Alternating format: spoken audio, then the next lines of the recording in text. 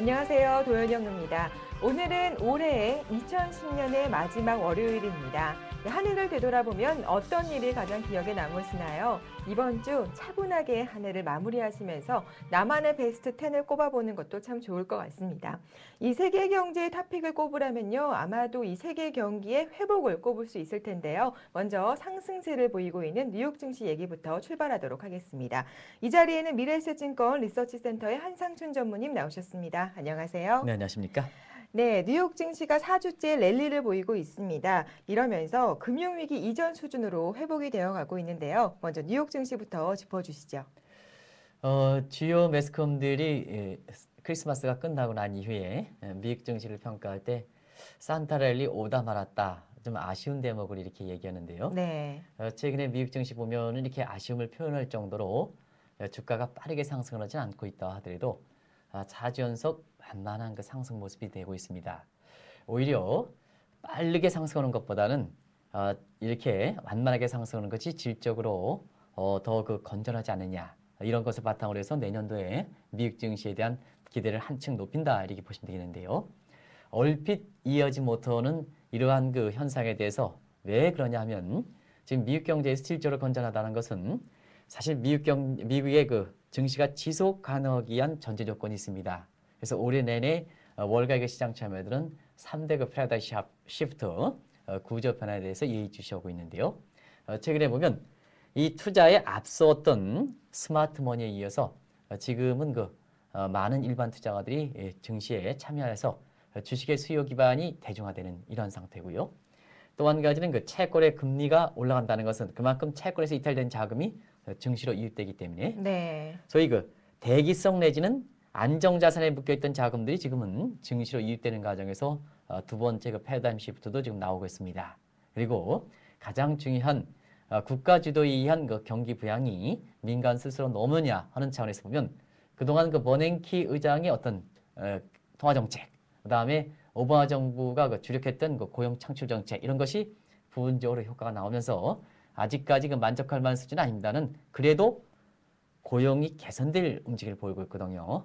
그럼에 따라서 지금 미국 증시가 사실 과거와 달리 꾸준하게 4주 연속 상승하는 배경이다 이렇게 보시면 되겠고요. 이런 걸 바탕으로 해서 내년도에 그 미국 증시를 예측 걸 때 S&P 지수 기준으로 한 20% 정도는 가능하지 않겠느냐 이렇게 보는 거거든요. 네. 그래서 지금 비교적 미국 증시가 여러 가지 그 악재에도 불구하고 건전한 흐름이 전개되고 있다 이렇게 보시면 되겠습니다. 네, 말씀을 들어보니까요. 올 한 해 뉴욕 증시 정말 말도 많고 탈도 많았지만 지금 건전한 모습을 보이고 있습니다. 그런데요, 그 어느 때보다 극단적인 비관론이 많았던 한 해 같아요. 그래서 이 시장의 3대 예측 실수도 꼽았더라고요. 어떤 내용인가요? 우리가 이제 위기가 어느 정도 극복되면 보통 이제 증시를 어렵게 하고 투자자를 어렵게 했던 잘못된 예측이 뭘까 하는 과정에서 많은 그 예측 실수 중에 한 3가지 정도 이렇게 꼽고 있는데요. 네. 일단은 이번에 위기 극복 과정에서 가장 잘못된 그 예측은 뭘까 하는 각도에서 보면 시청자 여러분께 제가 굳이 말씀드리지 않더라도 이번에 그 증시를 어렵게 했던 사람들이 아마 루비니 교수가 아닌가 생각합니다. 네. 그래서 지난해 같은 경우에는 루비니 교수가 대공황 예측 이것이 가장 첫 번째로 틀리고 가장 아주 증시라든가 그다음에 투자자를 어렵게 했다 이렇게 이제 평가를 내는 것 같고요. 올해 같은 경우에는 느닷없이 마크 파버라는 사람이 중국 경제 그 경착륙 얘기를 꼽았었거든요. 네. 그래서 중국 경제가 경착륙되면서 중국에 차지하는 위상으로 볼 때에는 두바이 사태가 1000배 해당되는 이렇게 세계 증시 참여자를 어렵게 할 것이다 이렇게 보는데요. 지금 그 중국 경제는 올해 중국 정부가 강력하게 긴축 정책을 추진했는데 불구하고 지금 성장률이 한 9%대로 아주 건전한 모습이 되고 있거든요. 그래서 두 번째로 예측을 잘못된 부분이 이 부분이 아닌가 이렇게 보고 있습니다. 그럼 마지막 세 번째는 뭘까 하는 각도에서는 내년도에는 위기가 발생한 지 3년째를 맞으면서 종전의 가능대로 보면 애프터쇼크 해서 소위 위기 3년 차에 위기를 낳게 한 근본적 문제가 해결되지 않으면 위기가 재발되는 차원에서 애프터쇼크가 올 거다 이렇게 얘기하고 있는데요. 앞서 말씀드린 같이 지금 미국 경제가 3가지 분야에서 비교적 건전으로 질적으로 개선되기 때문에 아마 3대 예측 대실수 중에 마지막 대목은 이 애프터 쇼크를 예측했던 시각이 되지 않을까 이렇게 보고 있습니다. 아무튼 간에 우리나라도 그렇습니다. 사실 미국에서 보면 이렇게 경기가 이렇게 어려울 때 어렵다고 얘기했던 사람들이 이게 비관론자들인데요. 지금 보면 아마 시청자분께서 국내에도 예측을 아주 비관적으로 했던 사람들이 상당히 많죠. 이분들에 대해서 주가가 890에서 지금 2000이 넘는 상태에서 이거만큼 좋은 주식 투자기회는 없었다고 생각하거든요. 그래서 굳이 제가 말씀드리지 않더라도 그분에 대해서는 좀 다소 서운한 감은 있으실 겁니다. 개인적으로 보면은 사실 그분들도 다 훌륭한 사람입니다는. 그러나 항상 저희들은 그렇습니다. 이게 어려울 때는 좀 긍정적으로 봐서 국민들이든가 투자자를 좀 부추기고, 그다음에 아주 주가가 좋을 때는 또 과외를 부추기는 것보다는 어느 게 신중하게 해서 균형감을 네. 기본에 충실하게 균형감을 유지시켜주는 것이 아마 방송의 목적이 아닌가 이렇게 보고 있습니다. 네, 뭐 비관론이 시장을 대응할 때 긴장감을 높일 수도 있겠지만 투자자 입장에서는 가장 헷갈리게 만드는 부분이 아닌가 그렇습니다. 싶어요. 네, 좋은 지적이십니다. 네, 네. 아쉬운 부분도 있었습니다. 네, 이렇게 해서 뉴욕 증시 점검해 봤고요. 경제 일정 확인하신 이후에 이야기 이어가도록 하겠습니다.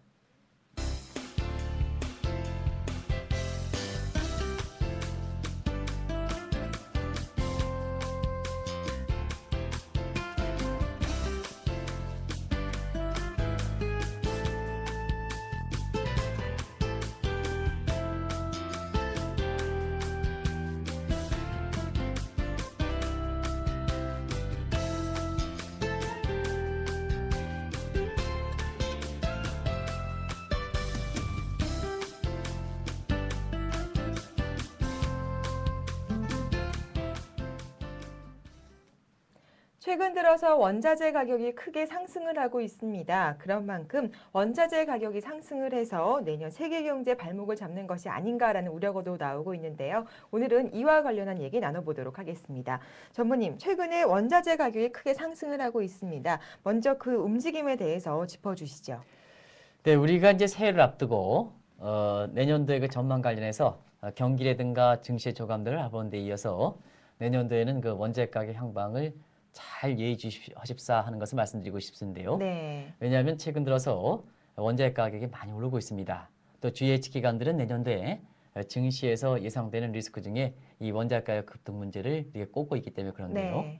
네. 최근에 보면 이 특히 에너지 가격이 많이 오르고 있습니다. 그래서 대표적인 에너지 가격에 해당되는 유가 같은 경우에는 WTI, 즉 서부 태양사 중진을 기준으로 매월당 90달러가 넘어서 26개월 만에 처음으로 90달러가 넘은 상태이고요. 네. 그다음에 그 구리를 비롯한 광물 자원 가격도 지금은 그 중국의 영향을 받아서 연일 그 사상 최고치를 기록하고 있습니다.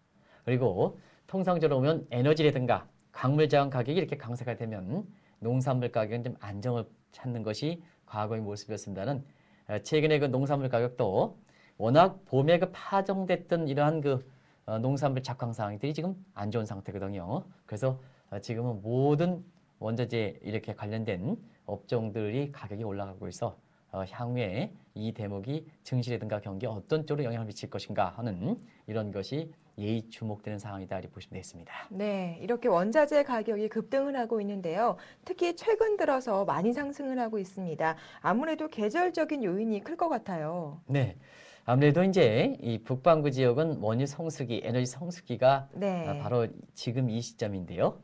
그래서 모든 그 에너지 가격을 비롯한 원자재 가격은 이 성수기인 북반구 지역의 동절기에 기온에 의해서 많이 영향을 받습니다. 그래서 오늘도 이제 날씨가 상당히 춥습니다는 전 세계로 보면 라니냐 현상에 따라서 지금 유럽의 한파는 상당히 심상치 않은 것 같아요. 네. 그리고 이러한 그 한파 지역이 지금 인접 지역으로 확산되는 과정에서 에너지 수요가 증가하다 보니까 자연스럽게 이렇게 에너지를 중심으로 해서 원자재 가격이 뛰어오른다 이렇게 보시면 되겠고요. 또 한 가지는 최대 수요치인 중국이 어떤 입장을 보이느냐 이게 굉장히 중요한데요. 우리가 최근에 보면 최대 수요치인 중국을 비롯해서 이런 그 최대 수요치일수록 수급 사정의 불균형이 더 심해지는 것도 원인이지 않냐 이렇게 보고 있습니다. 네. 그리고 구조적인 문제이긴 하겠습니다는 대부분 다 2010년대와 2020년대는 원유를 비롯한 이런 가채 매장량이 거의 한계에 도달한다 하는 예측들이 많거든요. 그런 상태에서 보면 이러한 그 예측이 이렇게 막상 닥치는 2010년대 되다 보니까 종전 논란이 있었던 그 소위 피크 시어리 정점 이론 때문에 네. 수급 불균형이 더 심화되고 여기에 따라서 일부 가수 세력까지 붙다 보니까 이 원자재 가격이 실수 이상으로 지금 가격이 뛰어오르는 배경이다 이렇게 보시면 되겠습니다. 네, 방금 라니냐 현상 그리고 정점 이론에 대해서 말씀을 하셨는데요. 조금 더 구체적으로 설명을 해주세요. 네, 라니냐 현상이라는 것은 보통 시청자 여러분께서 엘니뇨 현상의 반대다 이렇게 보시면 되겠습니다. 그래서 엘니뇨 현상은 이상 아주 고온 상태입니다는 네, 이 라니냐 현상은 이상 한파 상태다 하는데요. 최근에 보면 이상 고온이 또 이상 기온이 무색할 정도로 지금 한파 지역이 전 세계적으로 확산되고 있습니다. 네, 이런 것이 이제 라니냐 현상이 된다 이렇게 보시면 되겠고요. 피크 시어리라는 것은 모든 광물자원은 매장량이 거의 한계가 되어 있습니다. 그래서 우리가 캐낼 때 매장량에 근접할 때는 사실은 그렇게 수급에서 크게 우려가 없기 때문에 원재 가격이 안정을 찾습니다는 그러나 막상 매장량 한계가 되면 수요는 줄지 않은 상태에서 공급이 갑작스레 줄다 보니까 수급 불균형이 심화되고 여기에 따라서 원재 가격이 뛰어오른다 하는 이런 것이 바로 그 피크 시어리 되다. 그래서 최근에 보면 원재 가격에서는 단기적으로 라니냐 현상, 중장기적으로 이렇게 피크 시어리 이런 것이 네. 작용해서 지금 이렇게 원재 가격이 오르고 있다 이렇게 보시면 되겠습니다. 네, 너무 큰 우려는 오히려 독이 될 것 같은데요. 그렇습니다. 이미 원자재 최대 수요처인 중국은요, 기준금리를 또 올렸습니다. 이 부분도 좀 짚고 넘어가야 할 것 같아요. 네, 아무래도 이제 원재 가격이 이렇게 오르면 최대 수요 측이 가장 부정적 영향을 받는다 이렇게 네. 보시면 되는데요. 지금 중국이 지난 주말에 금리를 0.25%포인트 올렸습니다. 그래서 예금 금리는 2.75%, 그다음에 대출 금리는 5.81%를 해서 상당히 많이 올라가고 있는데요. 그 원인에 있어서는 대체로 11월 그 소비자 물가 상승률이 이러한 그 원재 가격 상승을 바탕으로 한 생활 물가의 우려 때문에 5.1%로 급등세를 나타났습니다. 아마 시청자 여러분께서는 5.1%가 어떤 수준인가 쉽게 감이 오시지 않을 그렇게 보이는데요. 우리가 물가를 이렇게 보면 물가 안정의 목표를 갖고 있는 정부 부처가 중앙은행입니다. 그래서 중국의 그 중앙은행인 인민의 입장에서 보면 올해 물가의 그 억제선을 3% 정도로 봤거든요. 그러면 시청자 여러분께서 인민은행 총재도 하면 물가 안정에 책임이 있어야 되는데 3% 억제를 잡겠다는 사람들이 5.1%가 하면 굉장히 크지 않습니까? 그렇죠. 그렇다면 자연스럽게 금리 인상을 단행할 수밖에 없다 이렇게 보시면 되겠고요. 네. 또 한 가지는 연말이 다가갈수록 국제 원재 가격이 상승하는 모습은 아직까지 중개 소비자 물가에 반영되지 않고 있는 상황이거든요. 그러면 연말에 원재 가격이 오르면 내년에도 소비자 물가가 더 올라간다는 얘기 되겠죠? 그러면 이제 올라가기 전에 선제적으로, preemptive, 선제적으로 이 물가를 잡기 위해서 금리를 올릴 필요가 있었다 이렇게 보시면 되겠습니다. 그래서 지금 상태에서 보면 올해 들어서 두 번째로 기준금리를 올리고 지급 준비를 6차례 걸쳐서 올렸습니다. 내년도에 같은 경우에도 최소한 상반기까지는 물가를 잡기 위해서 사실 그 기준금리의 인상 모습은 지속되지 않겠나 이렇게 보는 것이 지난 주말에 그 금리를 기습적으로 인상한 이후에 국제 그 예측 기관들이 나오는 지배적 시각이다 이렇게 보시면 됐습니다. 네, 내년도에도 역시 중국의 기준금리는 인상될 것으로 전망이 되고 있는데요. 또 한 가지 우려가 되는 것이 이 FRB의 양적 완화 정책을 어렵게 하는 분석이 나오고 있습니다. 이 문제에 대해서는 어떻게 생각하세요?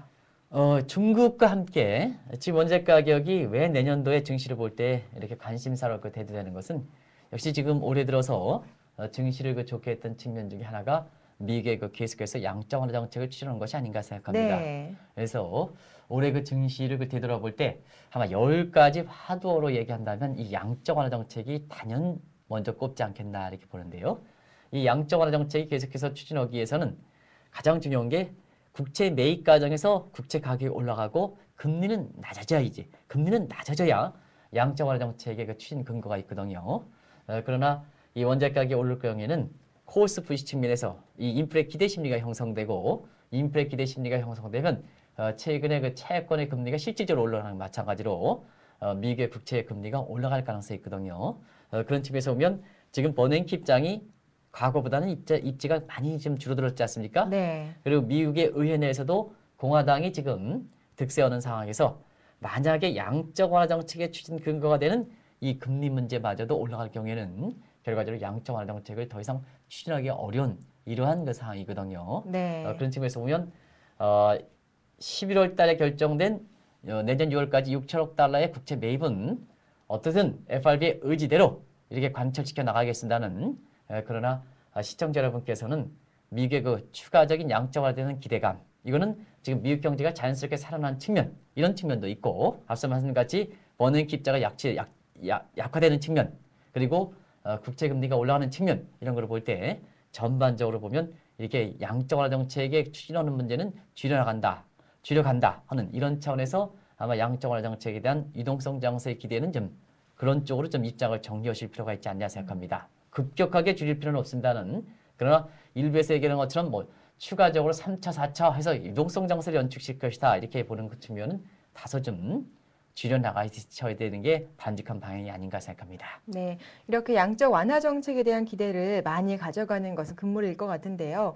원자재 가격이 급등을 하면서 시장에는 많은 영향을 주고 있습니다. 아무래도 광물 자원을 가지고 있는 나라이냐 아니면 수요국이냐에 따라서 명암이 크게 엇갈릴 것 같습니다.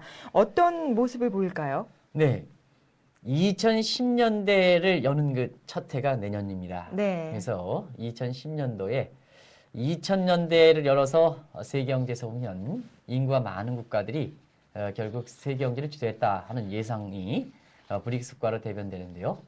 아마 2010년대에는 인구와 함께 광물 자원의 어떤 그 입지에 따라서 세계 경제 명암이 자될 걸로 보고 있습니다. 그래서 광물 자원을 비롯한 이 희귀금속의 보유국들이 많은 것은 많은 국가는 2010년대 향후 10년 동안 세계 경제 고성장으로 편입할 거로 이렇게 보고요. 네. 그러나 원자재를 많이 수요하는 국가들은 역시 원자재 가격이 이렇게 올라감에 따라서 인플레 부담도 만만치 않을 것이다 이렇게 보고 있습니다.